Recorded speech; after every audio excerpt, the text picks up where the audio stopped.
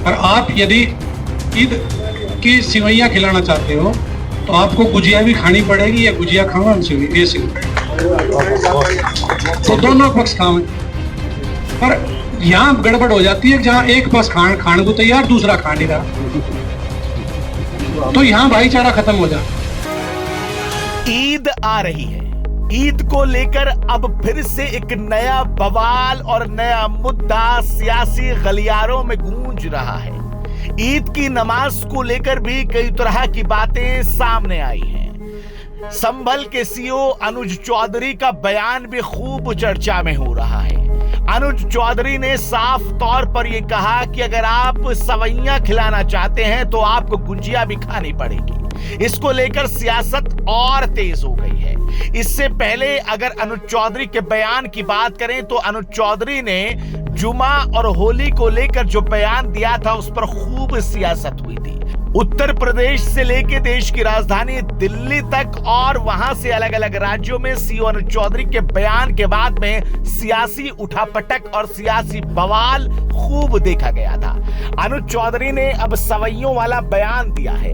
सवैये और गुंजियों की कीमत अब ऐसा लग रहा है कि बढ़ती जा रही है, क्योंकि अगर सोशल मीडिया पर आप पोस्ट देखेंगे तो आपको हर तीसरी या चौथी पोस्ट में अनुज चौधरी का बयान मिल जाएगा।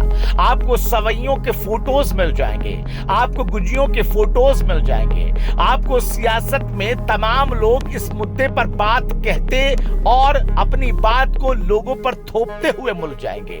अलग अलग तरह के वक्तव्य, अलग अलग तरह की राय मिल जाएगी। सियासत उत्तर प्रदेश से लेकर तमाम देश में अब तेज हो रही है। ईद की तैयारियों के बीच में भी अब कई तरह की चीजें निकलकर सामने आई हैं। सड़क पर नमाज पढ़ना और छत पर नमाज पढ़ने पर भी संभल के अंदर पाबंदी लगा दी गई है और यह कहा गया है कि आप उसी तरह नमाज पढ़ें जैसे पढ़ते थे।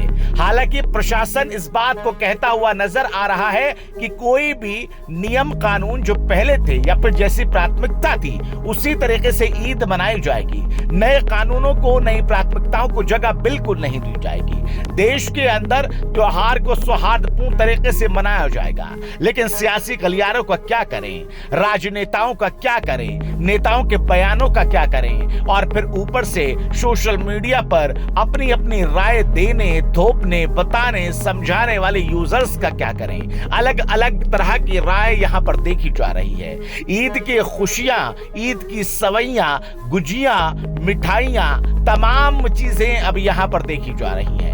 ऐसा लग रहा है कि ईद के आने से पहले राजनीतिक माहौल गर्म हो गया है। अखिलेश यादव और उत्तर प्रदेश के सीएम योगी आदित्यनाथ में भी जुबानी जंग देखी गई जब एक दूसरे पर उन्होंने इल्जाम लगाए। साफ तौर पर यह देखा गया है कि जैसे जैसे अब पिछले कुछ सालों में हिंदुस्तान के अंदर त्योहार आ रहे हैं, उन त्योहारों में पूरे तरीके से खटास मिलाने की कोशिशें की जा रही हैं और हिंदुस्तान की जनता बार बार मोहब्बत, भाईचारे का पैगाम देती आई है। इस ईद पर भी यही उम्मीद जताई जा रही है। जिस तरह से होली मिलकर खेली गई, नमाज मिलकर अदा की गई, यानी कि नमाजियों को रास्ता होली खेलने वालों ने दिया, इसी तरह से प्यार, मोहब्बत, भाईचारा, सौहार्द के साथ में भी ईद मनाई जाएगी। लेकिन सियासत खूब गर्म नजर आ रही है।